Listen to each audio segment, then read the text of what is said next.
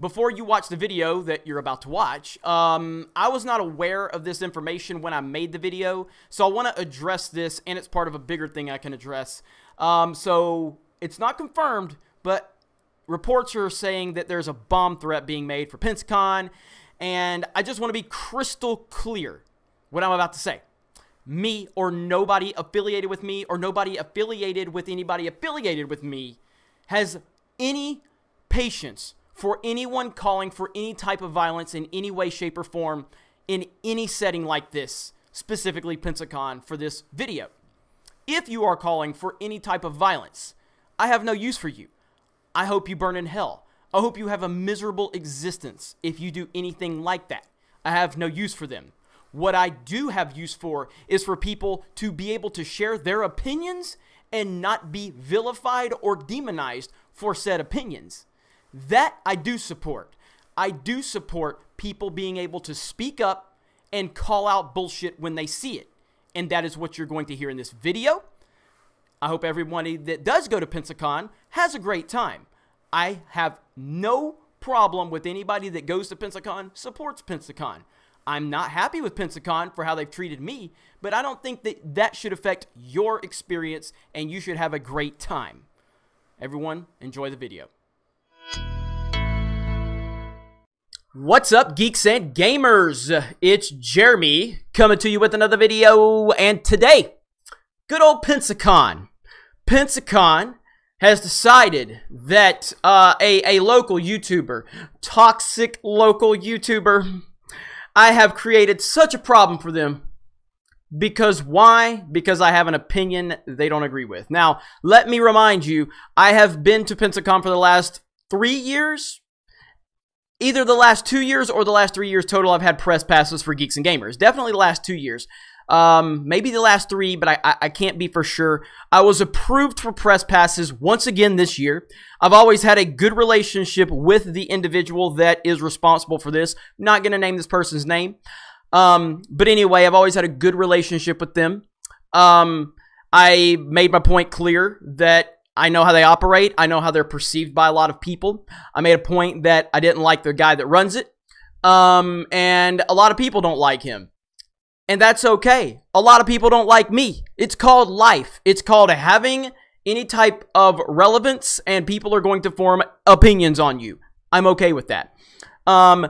So now, obviously, after I made my video where I did not even take a stand on Vic Mignogna, I simply pointed out how they were behaving on social media, how they were going after people, how they were tweeting at people that weren't even tweeting at them, threatening them to be arrested, and then these people are like not even from the United States, are not even going to be at Pensacon, but the Pensacon account is like threatening to arrest them.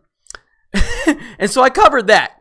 And I even said in my video, the video that got my press passes revoked, I even said in my video, hey, this could have been a rogue person on their social media account. Maybe they'll release a statement and clarify that. I don't know, but I don't probably think that's the case because I know how Pensacon operates. Anyway, after I made that video, about an hour after I made that video, I got an email saying that my press pass was revoked. I shared the video. I shared the email on a video a couple of days ago, so you can watch that video if you want. So now this post right here has been made on their Facebook page, and it says, everyone, we need to address a situation that continues to be a problem, mainly from a group of people that seem to think harassment is their right. For the past several days, based on a video produced by a local YouTuber who courts the toxic fandom crowd and others of this ilk, we have been receiving hateful messages from people involved in this movement, and also from some people who are confused and claim that we are trying to limit free speech, as this is how these bloggers in their videos have portrayed the situation. No. What I did in my video is I talked about the facts. And the facts are, I criticized Pensacon. I criticized them. I said I don't like the guy that runs it. I didn't name my contact, who's probably making this post right now, by the way. Been very lenient on that person. This is the same person that emailed me and informed me that my press pass was revoked. So anyway, I talked about the facts. I gave clarity. I didn't take a stand on Vic Mignogna. I simply said what I thought it looked like. based on what I've seen.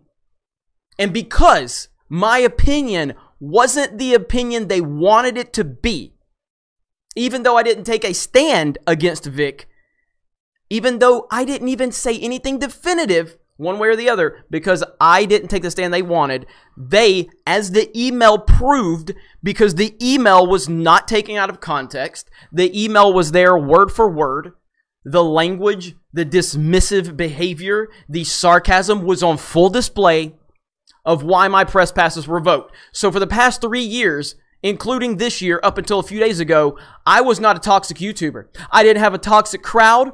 I wasn't a problem until I had one opinion that Pensacon did not like. Therefore, my media passes that I've had for the last several years, and I've created not one single problem, I've not had one issue, not one single solitary issue have I had with Pensacon. But because of my video that didn't have the opinion they wanted, they took my press passes. Those are the facts. There's absolutely positively no way that can be spun. Those are the facts. So now, because I have an opinion they don't like, I am now a toxic local YouTuber bringing toxic people, because I'm responsible for everything, guys. I'm responsible for everything. Now they don't want to mention that we've raised money for charity multiple times on this channel. They don't want to mention that we've raised money for cancer patients, animals, kids. They don't want to mention all those things because it doesn't support the narrative. But they want to talk about how people have misportrayed them. I want you to show in my video how I misrepresented you. I would love for you to prove where I've misrepresented you, because you can't, because I didn't.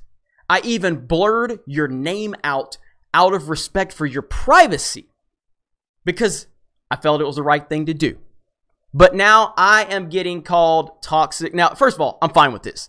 The more publicity you give me, the better for me. I'm good with that. Not a problem here. Now, the person that runs Pensacon, he has big ties here in Pensacola. I know that. I've known that for a long time.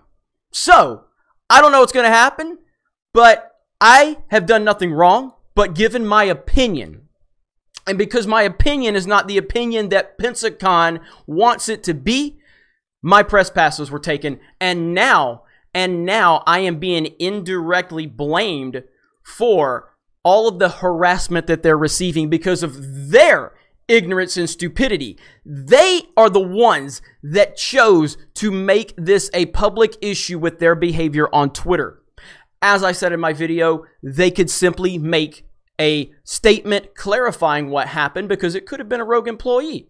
But I knew it wasn't. But they still had that opportunity. And even if it wasn't a rogue employee, you should have saw the situation unfolding. You should have saw, hey, this is not good press. Maybe we should back off. But you're not. You're tripling and quadrupling down now. And now your entire long post here, all this is headlined by me. Look at there. All this is headlined by me. So you're basically saying this guy who has, you also banned a pro-LGBT lesbian and a Mexican, by the way, when you banned me. Because I'm so toxic. Because I'm so toxic. I was bringing people that disagree with me from my team to your convention to have representation, as you guys like to call it. But because Big Bad Jeremy had opinion that you didn't like, suddenly the lesbians and the Mexicans are not allowed either. Good job on that one. Good job on that one, Pensacon. Real inclusive convention you got there. So again, I was not planning on making another video on this topic, but then you had to go make this post. So if that's how you want to do this, then we can do it like this.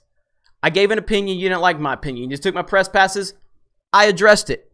I made a video, you didn't like that video, now you're putting me on blast again, so I'll make another video about it. If you want to continue doing this, continue. Because these videos are getting me great traction, great exposure. So if this is the game you want to play, we can play it.